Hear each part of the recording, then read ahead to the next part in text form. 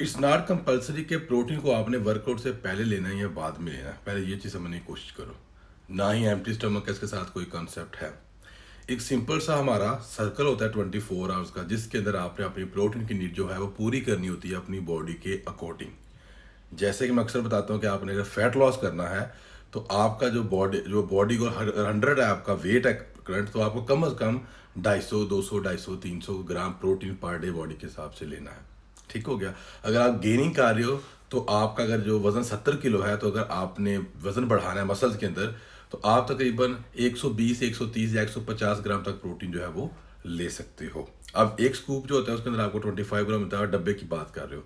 और आपने बोला रात को मैं इसलिए नहीं पीता कि आपको सुसु आता है। तो देखो, अगर हाई प्रोटीन डाइट अगर आपकी है, रात को अगर आप अंडे भी खा के सोते हो, प्रोटीन नहीं भी लेते हो, फिर भी आपको सुसु वगैरह तो आएगा ही आएगा। इस डर से कि मुझे रात को वॉशरूम जाना पड़ रहा है, अगर तो आपको मोशन हो रहा है, क्योंकि आपको क्वेश्चन क्लियर नहीं, अगर आपको मोशन हो रहा है, पोटियाँ लग रही है, तो फिर वो प्रोटीन आपकी बॉडी को सूट नहीं कर रहा मेरे भाई।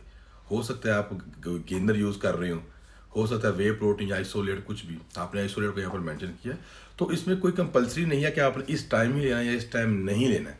You can drink any time. अगर वर्कआउट से 1 घंटा पहले लेते हो तो आपकी बॉडी में एनर्जी नहीं देगा। बहुत से जो लड़के होते हैं वो गेनिंग कर रहे होते हैं ना, तो क्या सीन होता है कि उस वक्त आपकी बॉडी में एनर्जी चाहिए, तो थोड़ा कार्बोहाइड्रेट लिया जाता है।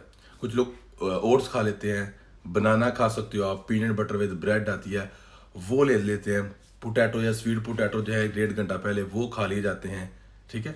या अगर लोग कटिंग कर रहे होते हैं वो अंडे खा लेते हैं। या जैसे आपने बोला मैं प्रोटीन पी सकता हूँ, तो बिल्कुल आप प्रोटीन पी सकते हो। फिर जिम से पहले एक ब्लैक कप कॉफ़ी का या ग्रीन टी जो है वो पी के, या एल कार्नेटाइन सप्लीमेंट्स जो भी उनको उस वक्त सूटेबल लगता है, उनके कोच ने रिकमेंड किया था, वो लेके अपना वर्कआउट जो है वो डन कर लेते हैं। बाकी उसके बाद जो आपने बोला कि वर्कआउट के बाद सोने से पहले आपका जो मील होगा उसके अंदर भी प्रोटीन होना ज़रूरी है।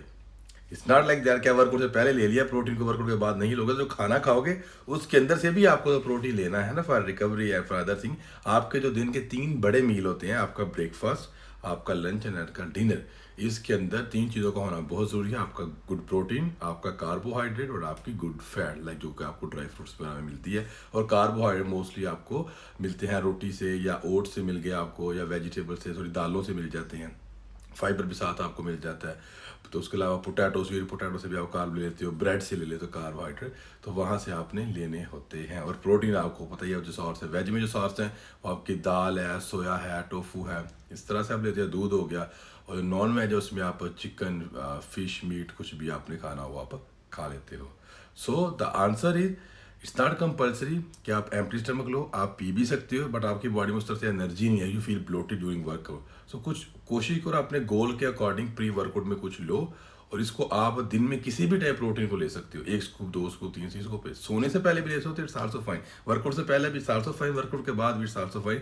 जस्ट बिकॉज ऑफ दिस कि आपको सूसू आ रहा है या वॉशरूम जाना पड़ रहा है, सो उसमें थोड़ा है कि आपका पर्पज़ क्या है, उसको ओवरऑल जो है ना वो देखना होता है। और वैसे भी मोस्टली लोग जो है 80-90% रात को उनको वॉशरूम एक दफ़ा उठ के जाना ही पड़ता है, अगर उनकी नींद 7-8 घंटे की है तो। Okay, I hope you understand.